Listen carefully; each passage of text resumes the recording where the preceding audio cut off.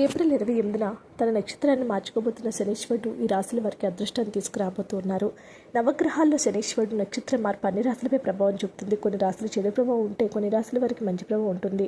ఎవరి జాతకమైన సరే శనీశ్వరుడు స్థానం ఎప్పటికీ బలహీనంగా లేదా ప్రతికూలంగా ఉంటే అప్పుడు కొన్ని రాశులపై ప్రభావం చూపిస్తుంది. అయితే ఇలా శనీశ్వరుడు రాశులపై ప్రభావం చూపించాలంటే జాతకంలో ఇతర గ్రహాల స్థానం పరిస్థితులు కూడా ముఖ్యమైనవి.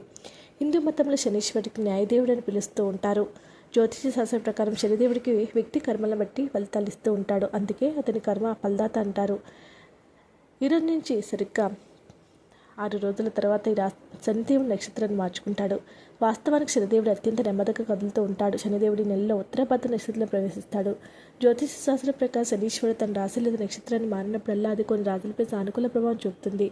ఇది కొన్ని రాశుల వారికి ప్రతికూల ప్రభావం చూపుతుంది. శనీశ్వరుడు ఏప్రిల్ 28 నక్షత్రం మార్చుకుంటాడు. ఏప్రిల్ 28 ఉత్తరాభద్ర నక్షత్రంలో ప్రవేశిస్తాడు. ఈ యొక్క నక్షత్రం శనీశ్వరుడికి అధిపతి. ఈ యొక్క మార్పు కొన్ని రాశులపై శుభ ప్రభావాలు ఇస్తుంది. ఈ యొక్క రాశి మార్పు తీవ్రంగా ప్రభావితమైంది. రాశుల వారికి అద్భుతాలు వస్తాయి. రాశుల మేషరాశి వారు ఈ రాశి వారికి ఉత్తరాభద్ర నక్షత్రంలో శని ప్రవేశిస్తాడు. మేషరాశి వారిపై పెద్ద ప్రభావం చూపుతుంది కనుక ఈ యొక్క రాశి వారు జాగ్రత్తగా ఉండాలి. శనీశ్వరుడు నక్షత్ర మార్పు కారణంగా మేషరాశి వారికి కొన్ని ఆరోగ్య సమస్యలు ఉండవచ్చు, కానీ మిగతా అన్ని విషయాలు అద్భుతంగా ఉంటుంది. ఖర్చులు కూడా పెరుగుతూ ఉంటాయి, కానీ ఖర్చుల విషయంలో కాస్త జాగ్రత్తగా ఉంటే సరిపోతుంది. ఏ పనిలో సరే మీరు కష్టపడి పనిచేసి తప్పకుండా విజయం మీద వస్తుంది. మేషరాశి వారికి, మిథున రాశి వారికి కూడా శనీశ్వరుడి యొక్క ప్రభావం మీలో ఎన్నో మార్పులు తీసుకురాబోతోంది. మీ యొక్క పనిలో జాప్యం జరిగినా నిరుత్సాహపడిన అవసరం లేదు. కొంచెం జాప్యం జరిగినా సరే పనుల్లో విజయం మీదే అవుతుంది.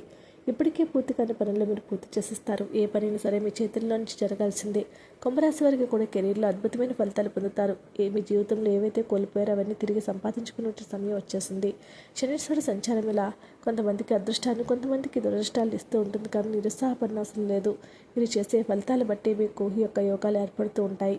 వీడియోని లైక్ చేయండి. మరిన్ని వీడియోస్ కోసం మా ఛానల్ సబ్స్క్రైబ్ చేసుకోండి.